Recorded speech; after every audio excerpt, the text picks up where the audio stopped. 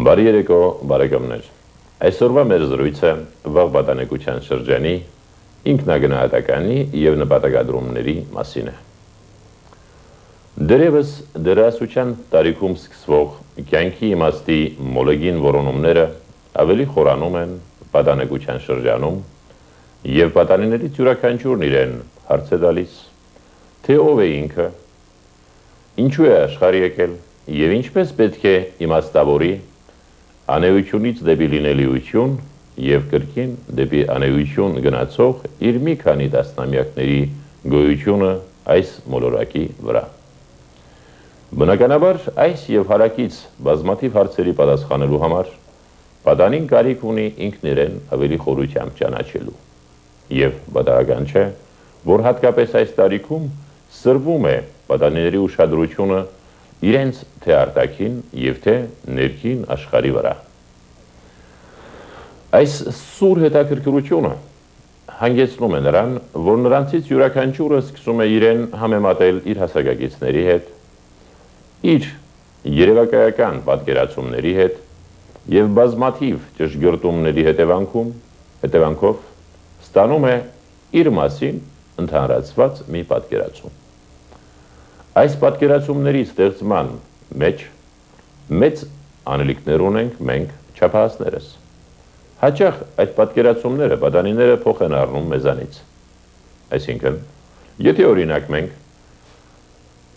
մեր պատանիներին և աղջիկներին ամենօրյա դիտողությունների ընթացքում ներշնչում ենք, որ իրենք օրինակ ոչ մի բանի պիտանի չեն, որ նրանցից դժվար թե ինչ-որ մի կարևոր անձ ստացվի, որ նրանք ուղեգորույս սերունդ են և նման այլ հորետեսական մտքեր ենք ներշնչում, ապա բնական է, որ նրանց ինքնաճանաչումը ավելի խաթարվում է և դրա հետևանքով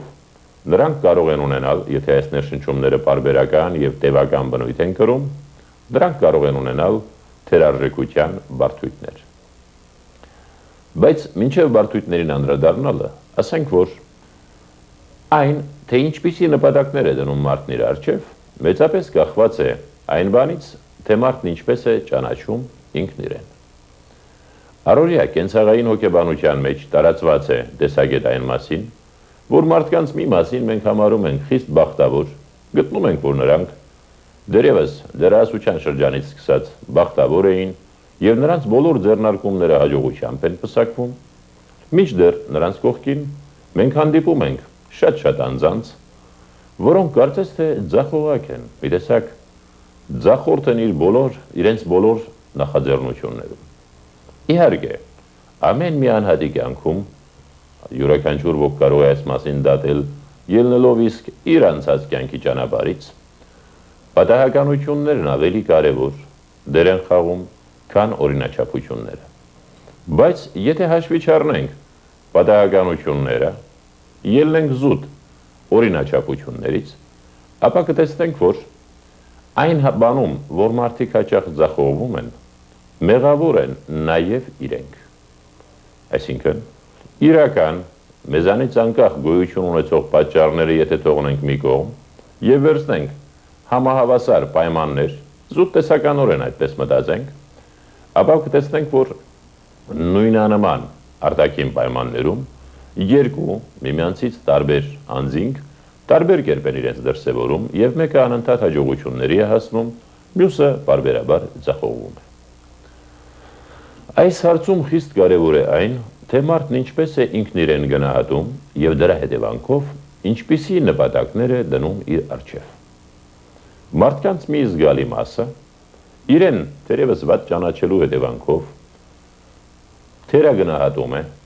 այստեղ դեր են խաղում այն ներշնչումները, որոնց մասին քիչ առաջ ասվեց, իրենից չի սպասում ինչ-որ մի կարևոր պատասխանատու գործունեություն և հանդես է գալիս իր հնարավորությունների նվազագույն չափով։ Այսպիսի մարդիկ, ունենալով բավական բարձր կարողություններ և հնարավորություններ, իրենց առջև դնում են բավական ցածր, այսինքն մատչելի նպատակներ, և բնական է, որ շատ արագորեն, առանց մեծ ջանքերի և ճիգերի, իրականացնում են իրենց նպատակները։ Եվ եթե կողմնակի դիտորդին այս մարդիկ երջանիկ են թվում, այն իմաստով, որ նրանք ի վերջո իրենց առջև դրված ցածր նպատակներն իրականացրել են, իրենք այս անձինք մշտապես ունենում են բարբերական անբավարարվածության հոգեվիճակ։ Դրա պատճառն այն է, որ նրանք իրենց առջև ցածր նպատակներ դնելով եւ հասնելով, այնուամենայնիվ չեն կարող մի օր իրենց հարց չտալ, թե ինչպիսին են իրենց տարեկիցների կամ իրենց ծանոթների համանման ոլորտի նպատակները եւ չեն կարող չտեսնել, որ այնուամենայնիվ իրականում իրենց նպատակները մյուսներից ավելի ցածր են։ Մարդկանց մի այլ խումբ իր առջև դնում է չափազանց բարձր նպատակներ, այսինքն ինքն իրեն ճանաչում է վատ, գերագնահատում է իր հնարավորություններն ու կարողությունները եւ ըստ այդմ իր կարծիքով իր հնարավորությունների եւ կարողությունների համապատասխան նպատակներ է ընտրում իր կյանքի ճանապարհին, բայց քանի որ իրականում նրա հնարավորություններն ավելի ցածր են, քան նպատակները, բնականաբար շատ հաճախ նա ձախողվում է։ Այսպիսի մարդկանց մասին մենք ասում ենք, որ նրանք ունեն գերբարձր հավակնություններ։ Հավակնություններ ամեն ոք ունեն, բայց մենք հավակնոտ ենք անվանում այն անձին, որի հավակնություններն ավելի բարձր են, քան նրա հնարավորություններն ու կարողությունները։ Ահա այս իմաստով սեփական անձի գերագնահատումը, գերարժեքավորումը նույնպիսի ողբերգական հետևանքներ կարող է ունենալ, ինչպիսին ունենում է սեփական անձի թերագնահատումը։ Եվ մարդկանց մի մասը, որը կարողանում է մոտավոր ճշտությամբ, ճշմարտացի ձևով գնահատել իր հնարավորություններն ու կարողությունները, այնպիսի նպատակներ է դնում իր առջև, որոնց նա կարողանում է հասնել որոշ ջանքերի, եռանդի, ճիգերի գնով, եւ բնականաբար մարդկանց այս մասն է, որ շահում է կյանքում, մարդկանց այս մասն է, որ ունենում է բավականության առողջ զգացում, երբ իրականացնում է իր նպատակները, եւ մենք պետք է ձգտենք, որ մեր երեխաները